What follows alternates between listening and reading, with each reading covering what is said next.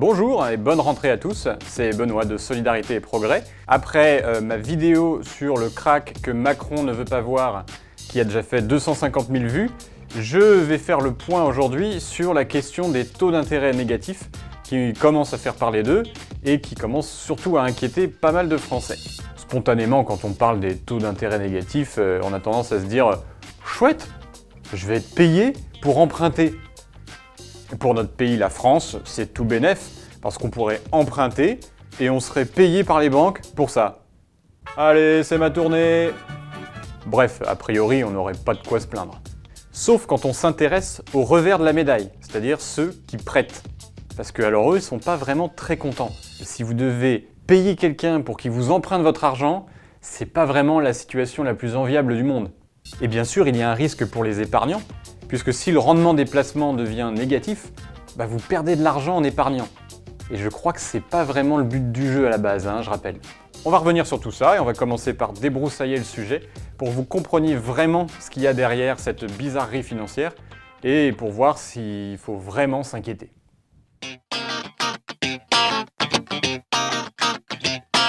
Déjà, il faut voir que ce n'est pas l'entièreté du système financier et bancaire qui propose des taux d'intérêt négatifs.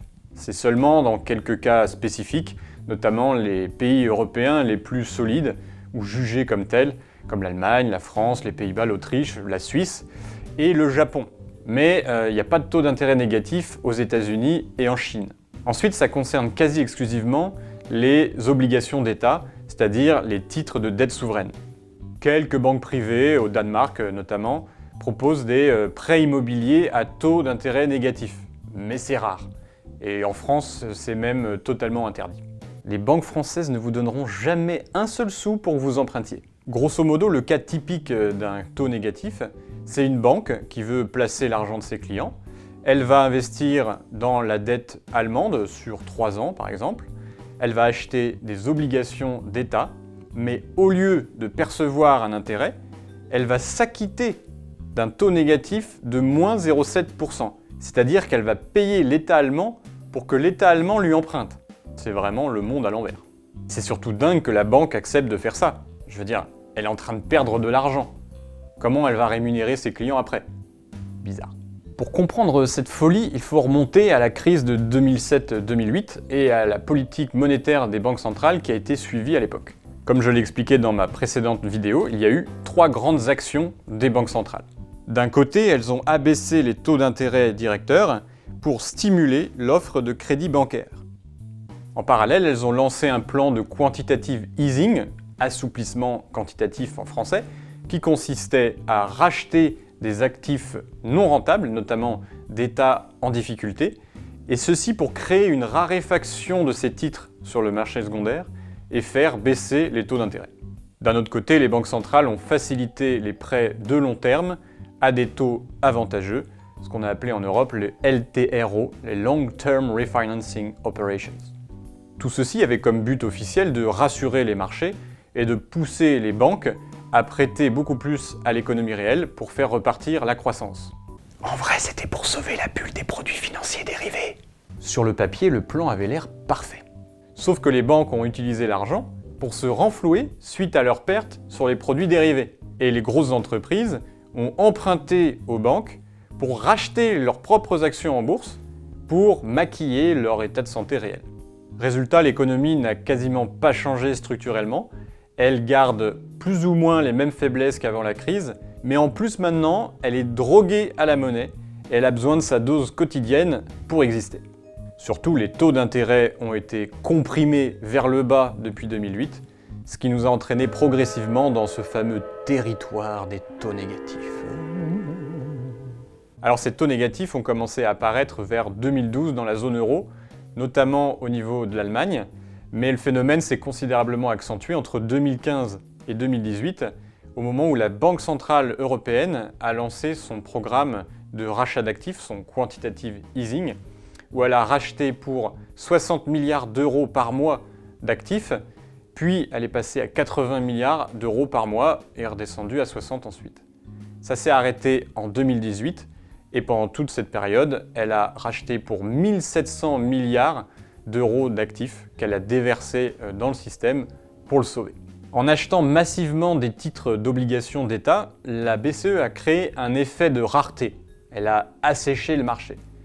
Ce qui fait que l'offre a été moindre et la demande était toujours grande puisque les banques devaient détenir des obligations d'État dans leur portefeuille suivant la réglementation. Tout le monde se précipitait sur ces obligations d'État.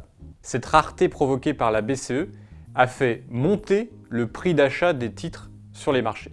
Or, et c'est là qu'il ne faut pas perdre le fil, quand le prix d'achat d'un actif augmente, alors son taux d'intérêt, son rendement, diminue. Et là, j'ai perdu 3/4 des gens, je crois. Il y a encore quelqu'un là-dedans? Bon, explication. Si j'ai un titre de dette qui représente une valeur de 100 € avec un taux d'intérêt à 2% par an sur 5 ans, donc ça fait 10 € d'intérêt à percevoir en tout, je peux le revendre à un investisseur pour la somme de 111 €. Donc cet investisseur, au bout de 5 ans, retrouvera 110 €, c'est-à-dire 100 € de valeur plus 10 € d'intérêt, et il va perdre 1 € dans l'affaire. Donc son taux d'intérêt réel sera de moins 0,9%, c'est-à-dire moins 1 divisé par 111. Vous voyez un peu le délire? Eh bien ça, c'est ce qui s'est passé sur le marché secondaire, c'est-à-dire c'est le marché de l'occasion, où on peut revendre des titres et où les banques centrales sont autorisées à racheter ces titres. Les fameux taux négatifs sont apparus en premier dans ce secteur. Ensuite, le marché primaire a été touché, c'est-à-dire le marché où les États, les entreprises cherchent des financeurs directs. C'est un peu le marché du neuf. Voilà, il y a le marché du neuf et le marché de l'occasion. Sur le marché primaire, les États vendent leurs titres de dette. Et pour ce qui est des pays comme l'Allemagne, la France et d'autres pays jugés solides, avec des grosses guillemets, eh ben, ils profitent de taux d'intérêt négatifs. Et c'est ce qu'on peut voir en fait sur ces courbes de taux qui représentent le taux d'intérêt demandé par l'Allemagne et la France pour chaque échéance. Là, ça va de 2 ans à 30 ans. On voit bien qu'au fil des années, ces courbes de taux se sont enfoncées vers le bas, traduisant des taux de plus en plus négatifs. Pourquoi la France n'en profiterait pas pour emprunter un maximum et rembourser sa vieille dette? Tout simplement parce qu'elle ne peut pas emprunter 2000 milliards d'euros à taux négatif. Il y a quand même des limites. D'ailleurs, la récente levée qui a fait la une de tous les journaux a atteint 10 milliards tout au plus. Mais au moins, on pourrait en profiter pour investir dans des projets productifs de long terme, tant qu'à faire. Mais bon, tout ça c'est bien gentil, mais vous vous demandez sûrement qu'est-ce qui fait qu'un investisseur est attiré par des taux négatifs? C'est pas normal. Normalement, il devrait fuir. Eh bien, il y a plusieurs raisons. La première, c'est avant tout qu'il n'a tout simplement pas le choix. Eh oui, la politique monétaire de la BCE a tellement poussé les taux vers le bas qu'il n'y a plus trop d'autres possibilités. En plus, la BCE prévoyait une hausse de l'inflation et une reprise de l'activité, et ni l'une ni l'autre n'est arrivé, donc les taux ont encore plus baissé. La deuxième raison, c'est le risque que les investisseurs sont en train de prendre. Certes, prêter à la Grèce peut rapporter gros en termes de taux d'intérêt, mais vous n'êtes pas forcément sûr de récupérer votre argent à la fin. Donc dans le contexte actuel, payer l'Allemagne pour lui prêter de l'argent, ça paraît moins fou et moins risqué. Et comme tout le monde fait le même raisonnement, la demande excède l'offre, les prix augmentent et les taux diminuent. Vous vous rappelez, c'est ce que j'ai dit il y a 2 minutes. En fait, ces titres de dette allemande, voire de dette française, constituent aujourd'hui des valeurs refuges pour les investisseurs qui ont peur de tout perdre ou qui ne voient pas la reprise de la croissance au coin de la rue comme certaines. Donc c'est comme un coffre-fort, vous payez pour avoir le coffre-fort pour que l'argent soit en sécurité. Le franc suisse est aussi une valeur refuge, l'or, l'immobilier, mais le problème c'est que ça a tendance à créer des bulles financières et donc paradoxalement à créer l'effet inverse, c'est-à-dire qu'il y a un risque de perte plus important. Le monde financier est vraiment cruel parfois. La troisième raison enfin d'accepter des taux négatifs, c'est l'anticipation de l'inflation. Parce que si vous anticipez que l'inflation sera forte, vous allez demander des taux plus élevés. Or, les perspectives d'inflation en Europe sont très basses, voire négatives, donc les taux sont ramenés vers le bas. Alors à ces critères plutôt rationnels, même si la rationalité n'a pas l'air de régner en maître dans le secteur, s'ajoutent les critères irrationnels des spéculateurs qui voient 2 filons principaux de profit. Le premier, c'est pour les investisseurs en dehors de la zone euro, qui vont miser sur l'appréciation de l'euro par rapport à leur monnaie nationale et qui vont empocher la différence entre le gain suite au taux de change favorable et la perte due au taux d'intérêt négatif libellé en euros. Vous pouvez toujours appuyer sur pause si vous ne comprenez pas, hein. Le second filon, c'est pour ceux qui anticipent une baisse encore plus grande des taux négatifs et qui vont pouvoir revendre leurs titres plus tard à une valeur plus élevée. Parce que vous êtes des experts maintenant, vous savez que si le taux diminue, la valeur augmente. Et avec tout ça, on a au niveau mondial 17 000 milliards de dollars de dettes qui sont avec des taux négatifs. Voilà pour la situation, on peut maintenant passer au cœur du sujet. Si pour les emprunteurs, les taux négatifs semblent la panacée, pour les prêteurs, c'est l'histoire inverse. Ça leur coûte. Or, les prêteurs en général sont les banques, les sociétés d'assurance, et par voie de conséquence, les épargnants qui sont leurs clients. Donc si les prêts ne rapportent plus d'argent, comment on va rémunérer les clients? Pire, si on continue à évoluer dans le territoire des taux négatifs, qu'est-ce qui nous dit qu'un jour, les placements d'épargne ne seront pas eux-mêmes à rendement négatif? On ponctionnerait les épargnants pour rémunérer les emprunteurs. On sait déjà aujourd'hui qu'à cause de l'inflation, le livret A à 0,75% est de fait à rendement négatif. Donc imaginez si le livret A était à moins 0,2 ou moins 0,5%. Cela peut paraître un peu fantaisiste, mais il y a un vrai risque que le système soit entraîné dans ce type de scénario. En Suisse déjà, les taux négatifs sont appliqués aux épargnants riches, ceux qui ont plus de 500 000 euros.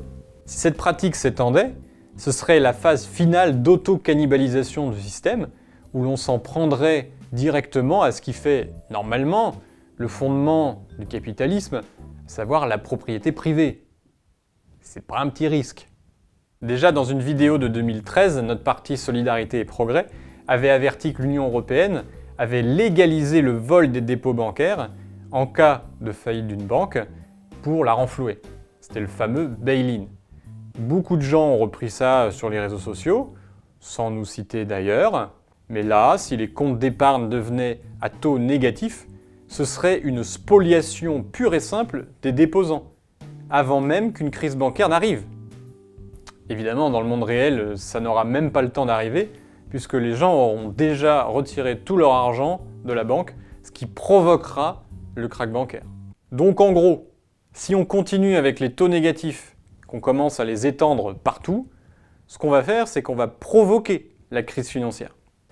Peut-être est-ce le but des milieux financiers. En tout cas, Christine Lagarde, la nouvelle patronne de la BCE, n'a pas l'air de trop s'inquiéter puisqu'elle a dit « Oh bah les taux négatifs, il faut s'y faire !»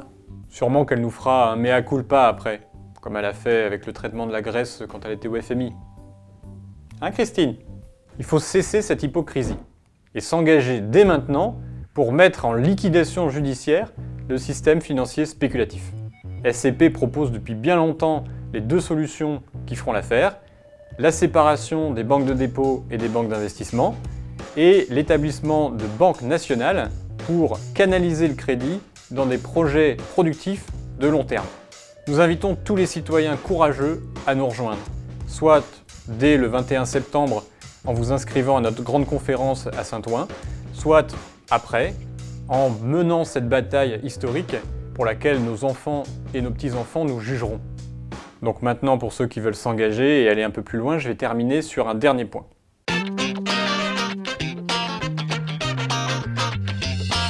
Depuis le début de cette vidéo, je n'ai pas parlé des États-Unis. Pourtant, c'est un maillon essentiel du système. Alors les États-Unis ne connaissent pas encore les taux d'intérêt négatifs, parce que la Réserve fédérale américaine a relevé les taux d'intérêt directeurs depuis 2015-2016 de quasiment 0% à 2,5% fin 2018, puis elle les a rebaissés à 2,25% en 2019. Donald Trump est tellement jaloux de nos taux d'intérêt négatifs qu'il vocifère tous les jours sur la Réserve fédérale pour qu'elle baisse ses taux d'intérêt, soi-disant pour favoriser encore plus la croissance. Pour l'instant, la Réserve fédérale n'a pas accepté de le faire. Voir ma vidéo précédente. Par contre, un autre problème est en train d'arriver là-bas, c'est l'inversion de la courbe des taux. Pour faire simple, comme vous pouvez le voir sur ce schéma, En temps normal, les taux d'intérêt à long terme sur les bons du Trésor américain sont plus élevés que les taux courts parce que le risque est plus grand de ne pas être remboursé dans 30 ans que dans un mois. Sauf qu'aujourd'hui, c'est le contraire qui est en train d'arriver. La courbe des taux depuis juillet-août 2019 s'est creusée. Les bons du Trésor de court terme sont ainsi jugés plus risqués que les bons à 5 ou 10 ans. C'est vous dire si les investisseurs ont confiance dans le court terme. En général, dans le passé, une telle inversion de la courbe des taux a mené, dans 8 cas sur 9, à une récession économique. Mais les experts de Wall Street se veulent rassurants. C'est pas pareil qu'avant. Vous inquiétez pas, l'économie aujourd'hui va bien. Certes, le chômage est au plus bas, la croissance est correcte. Mais peut-être que les chiffres ne trompent plus personne. Peut-être que la guerre commerciale entamée avec la Chine aura des conséquences néfastes à court terme. Peut-être que le miracle économique américain n'est qu'un mirage dopé au gaz de schiste. Simple hypothèse. Une chose est sûre, c'est qu'une politique de développement économique mondial n'a pas été clairement décidée, et que la rentabilité très incertaine des actifs financiers actuels fait peser un risque complètement inconsidéré sur les populations. Alors rejoignez-nous samedi 21 septembre à notre grande conférence où nous discuterons des mesures d'urgence à mettre en place pour sortir de ce tsunami financier par le haut. L'inscription se fait sur notre site, les liens sont dans la description. Tenez bon, ce système s'autodétruit, mais nous avons tous les moyens pour le remplacer par quelque chose de meilleur. Alors à très bientôt pour une bataille d'anthologie. Ciao!